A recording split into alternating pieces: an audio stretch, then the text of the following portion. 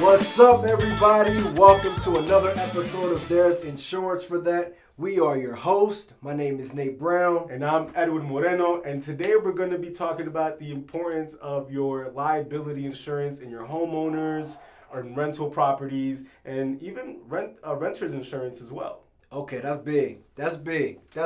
Hey, before we get started, don't forget to smash that subscribe button right now. Tap that because you don't want to be missing out. You want to be locked in and tuned into everything we're talking about. Yes. So if you haven't noticed, it looks different. We're in a new space. We're in a new space. Yes, things are changing. Things are evolving. Moving up, upward mobility. I like it. It's definitely a new experience, and just being on Zoom. We're actually here together. Live and direct. Yeah, live and direct. I mean, we spent time before the recording start just connecting and catching up as well. Because not only are we, partners in business, but we're friends also. Absolutely. And so being in this space live in person and setting time to do this is just another level of commitment. Yeah. that we've put in to share information to you all, and just to keep educating our people, because that's really important to us. It's very important. Excuse us if I gotta get used to looking at a different type of camera and not look at the side panels and things like that. So we gotta adjust. But hey, if you're on your journey, just want to encourage you to doing something you haven't done before. Start and keep going. Yeah. Just keep going, and as you work out the kinks as you go. Don't expect perfection in the very beginning. Just continue to push through, push forward, fail hard, get back up, do better, research options, improve, and you got this. Because we're on the same journey with you. 1,000%. Yeah, 1,000%. So thank you for joining us. Now you're seeing where we're at. So this topic of liability, I would say it pertains more. I don't know if you've noticed throughout the previous episodes, we have a lot of conversations about different topics, and we kind of pass topics back and forth to each other based on our expertise. My expertise happens to lie in the property and casualty field, and so I'm talking about homeowners, business. I would say building owners insurance, like an investment property, more than anything else, like a residential investment property. So that's like if you have an apartment building that has one unit, 2 units, 3 units and up. That's your investment property. And there is something within your policy that is the liability portion of that policy. Yeah. And I believe that a lot of people kind of look past that liability portion. Yeah. And they don't really know what it covers them for. They don't. That's why a lot of people try not to get it. I don't need that. I don't know what it is. So why do I need it? Until something happens, and then they gotta call you, and you're like, "What do you mean you don't have it?" Right. So today you're gonna learn what that is, because when it comes to having properties, having a building, having units, having multi-units, having suites, different things, this is an element that you just cannot bypass. You cannot ignore this. It will 99.99 backfire if something bad happens. So you just want to have these safeguards in place. But I'm here to learn with you, so I'm going to let the expert teach, and I'm going to sit back and learn a little bit myself. I appreciate that. Yeah. So something we want to keep in mind is the liability portion of your policy protects you for bodily injury and property damage caused to third parties. Right?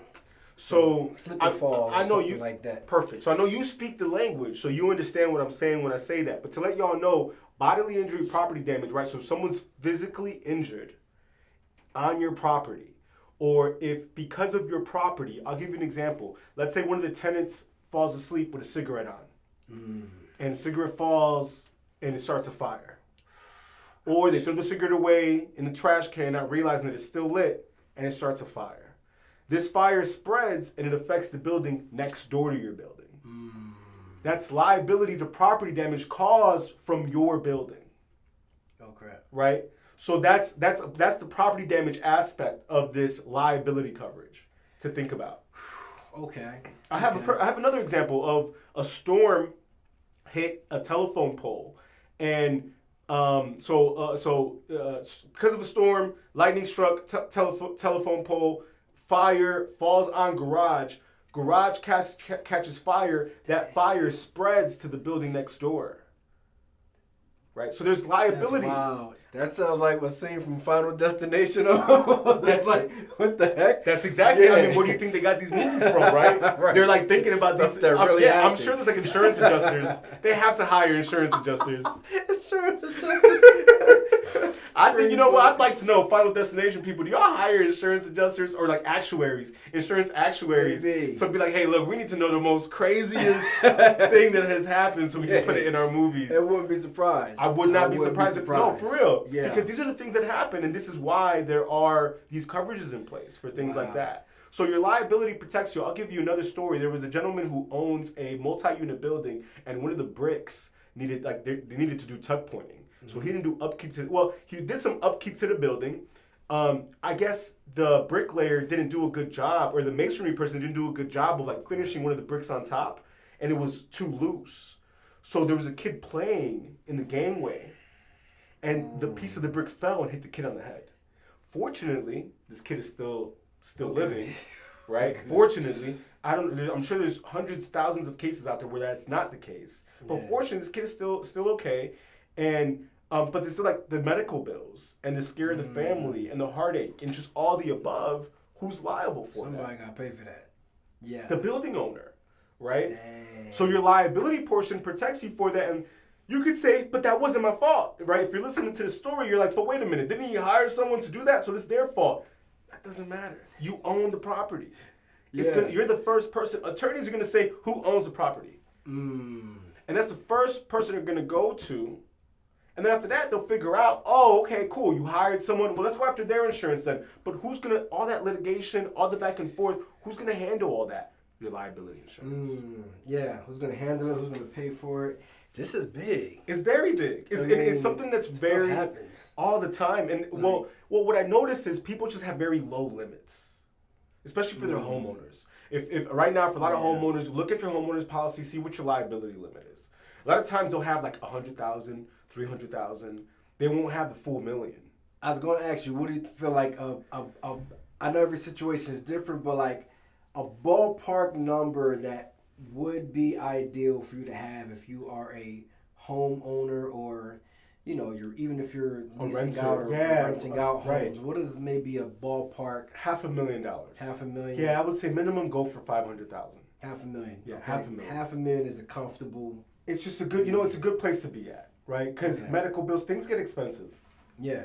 So $500,000. If honestly, look for the $1 million and see what the difference is. I say just go for the $1 million. But I get it. People are like, look, I don't have that much assets. I'm not too concerned. Something happens, take what you want to take.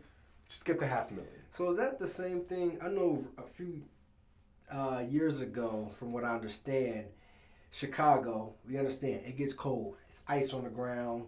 But landlords especially, they have to come and make sure that the front is same thing. Is all plowed out the way, or clean, all the snow and ice is gone, because if someone slips or falls, salted, right? They're liable for that injury.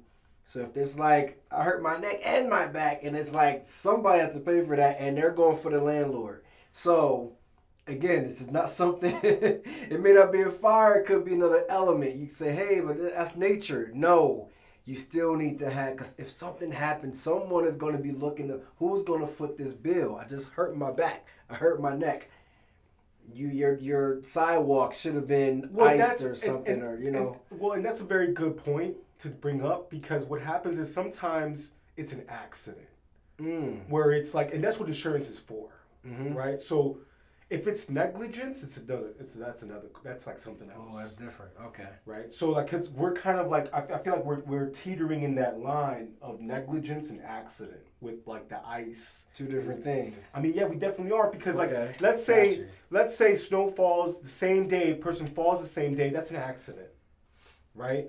Hey, landlord has something in place, they go out to do it right away, snowfall came, the person that they hired just wasn't, they were working on another property, they were ready to go to this one. That's an accident. Insurance carriers, hey, oh yeah, you got this in line. You hire someone to take care of this for you. This is an accident. Let's support you in this. Okay. Right? Another case is, hey, snowfall. It's been 2 weeks. You should have left. You should have left. You did nothing. Yeah. You should have left this out there, right? That's the portion of that might be negligence. Now, does that?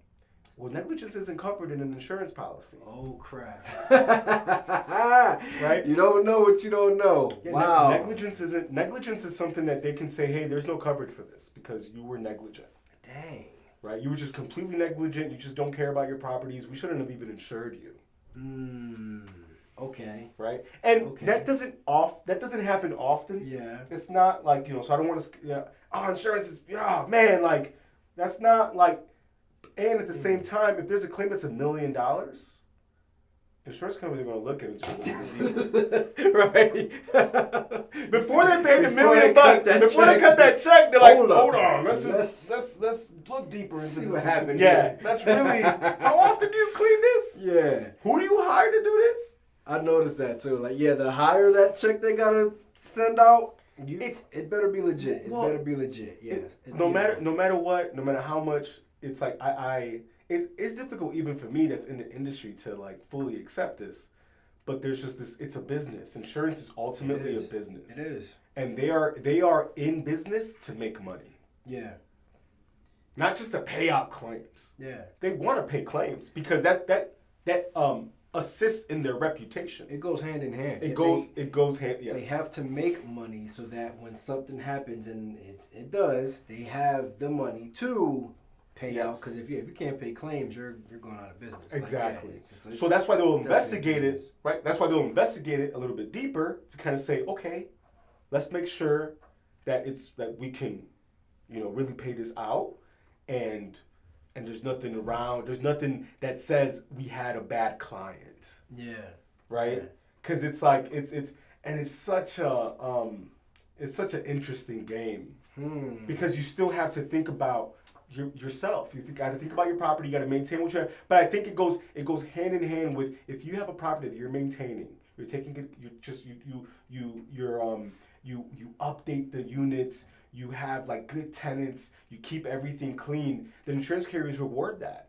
Yeah. Right? Because they're like, oh, you know what? Let's give you some discounts. Agencies are like, man, we want to keep this client. This is a good client. Yeah. Right? And then when you do that, you're more than likely to have more buildings too, because you know how to maintain your buildings. Because you understand that process. Someone told me one time where it's like, hey, look, how do you expect the universe to give you more if you don't have it organized? Right. Right? Yeah. So this is something. So insurance is kind of like this. Like it's almost like they took like universal code and they tried to put it on paper with insurance. Yeah. And that's basically where we're at right now. So if you're ever homeowners, if you have a multi-unit building, it's important. Residential, we're talking about residential in particular, and just the different risks, right? Even for your tenants, you have tenants. Your tenants can have liability for their units. Okay. Right? Is that the same? So now we're talking about renters insurance. Is that renter's insurance? Yeah, that's exactly it. Okay, yeah. That's exactly it. Got you. Okay. So now there's like these layers that we're talking about now, where it's like, hey, I invited someone to my apartment. I have a dog. My dog bit that person. The building owner doesn't own that dog. Yeah.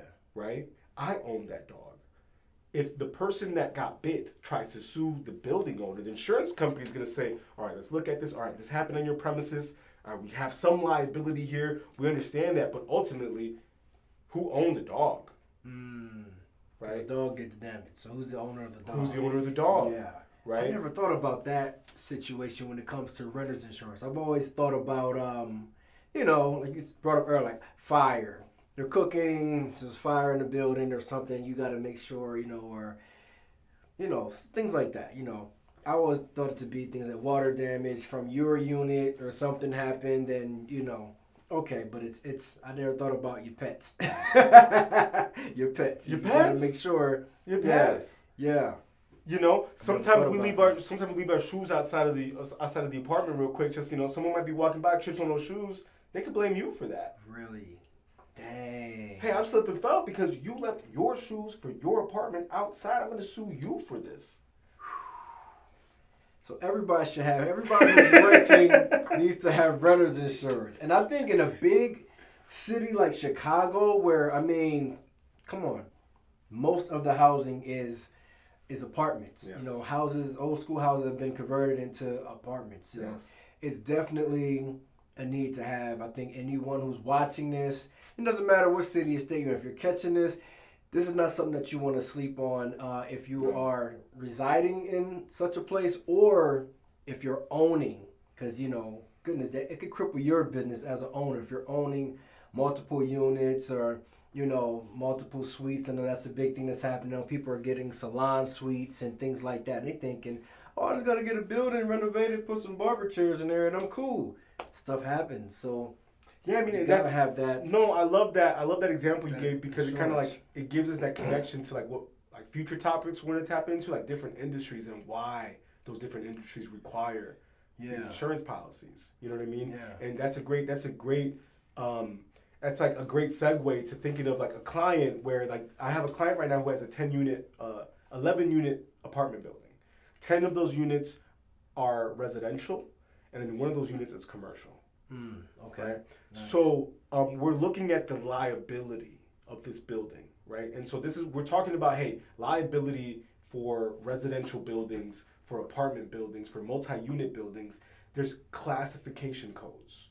Okay. So every building, depending on what business occupies it or the apartments that occupy it, has a different code or classification that lets us know what the risk is for that building.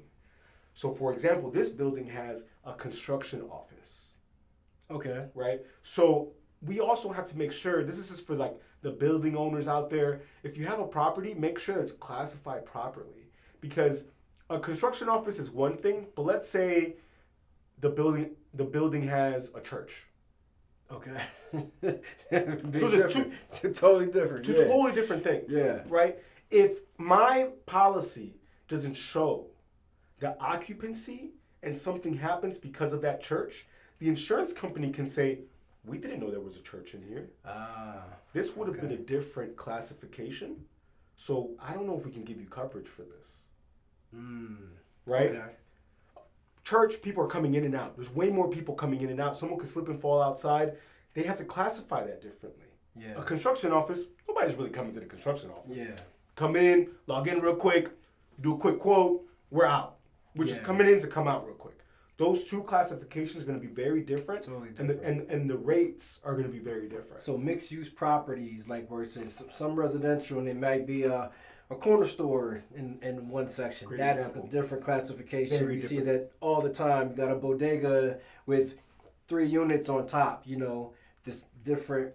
So you can't say, oh, I got the coverage. And it's like, no, you're classified for residential, but you got this business in here that's not listed or something. That needs to be. I've seen policies. Yeah. I've seen policies like that where it'll say, "Oh, apartment building." That's all it says, apartment building. And I'm like, okay, but you have your whole first floor is nothing but commercial.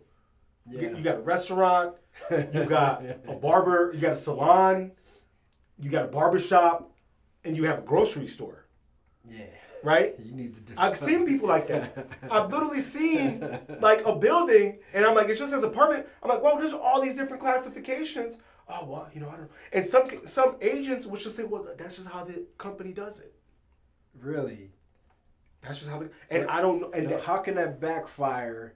Well, I think I answered my own question. So if something happens, and it's, you know, my fault, and they say, oh, it's, you know, the insurance company is going to pay this claim, but I'm the one that fault. Like I didn't put the right thing in there. The insurance company is going to say, nah, you said this was an apartment. This is a bodega. You know, you cooking sandwiches out front. You know what I mean? Something, you making pinchos out front. There's a fire from that, not from someone in the kitchen at our residential unit. It's okay. It's different. It's very different. Okay. It's very different. So those are the conversations that we'll have. I can't say they're not going to cover you. I can't say they are going to cover you. Every claim has its own situation. That's true. Adjusters come out, they look at it. I think more than anything else is, do you want questions to be asked when you have a claim? No. That's the bane. That's like, do you want someone to just like question your integrity, to question what you put on the policy? Like, do you want to go through that? No. When you're going through a claim, you just want to be covered. Hey, come me my check so I can take care of this and I can keep my business going. Yeah. So these are just pieces of information to review, because the agent might be right. The carrier might. I know a carrier that says if a building is 65% or more apartments, they just classify it as apartments. But then they have another section that asks, what else occupies this building? So there is this question of what else occupies this property. Okay. Right? And it's important to be honest through that, because that might give the underwriter, right, the individual that's reviewing this policy, might ask some more questions, and then that way, if there happens to be a claim, there's no questions. Yeah. Right? It's just like, okay, oh yeah, you put this in the application, you ask the client, everything is clear, okay, we're good to go. So that's all this is for. It's just kind of like, hey, look at what you have. If your agent is saying, oh, that's just how the company does it, have them send you something in writing. Yeah. Hey, send me an email. Could you send me an email that says, yep, we know you have all these things in your building, it's covered under your policy, you're set to go. As long as you do something like that, like that's kind of the ways that you can ensure that, okay, cool, like I know what I have, my agent let me know what I have, the paper might not say it, but my agent reviewed it with underwriting and they let me know that it's all good to go.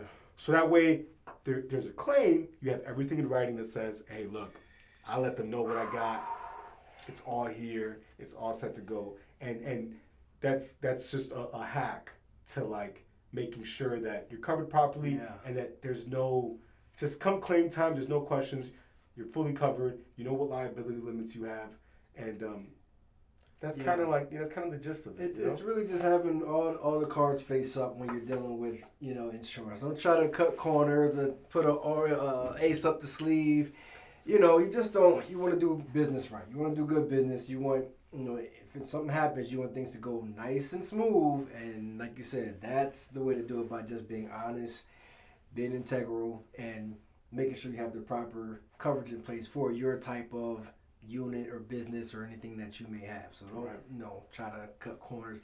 I'm assuming it might cost a little different if you have different types of classifications. If you have a dangerous classification in your building, just naturally you got a higher risk. Absolutely. So that makes sense. So but look, some carriers understand that the risk that occupies your building isn't your business.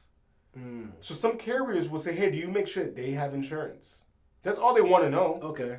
So make sure that the business that's operating on the first floor has insurance. Same thing for your tenants. If you have a multi-unit building, you have 100 tenants, make sure they all have their own renter's policy. That's smart. That's all it is. That's you making sure, hey, look, all areas of liability are covered. In my lease, in the lease that I give them, it says, make sure you have your own renter's policy. That way they have their own liability. Just have those things in order. A lot of landlords make sure that they have that. It's written in their lease, like you gotta have renter's insurance. 9 times out of 10, they've probably been through something before. Yes. Why do you think it says that? No, that's a great point. They've been through it before and said, I'm not dealing with that. That's a great point. Here, and some people, I'm gonna tell you something. Some people will get the renter's insurance and let it cancel after a month. It's like, oh, I got the renter's insurance. I got it from my lease. I'm good to go. I don't need it anymore. And then they renew it. It's not about the landlord. It's about you.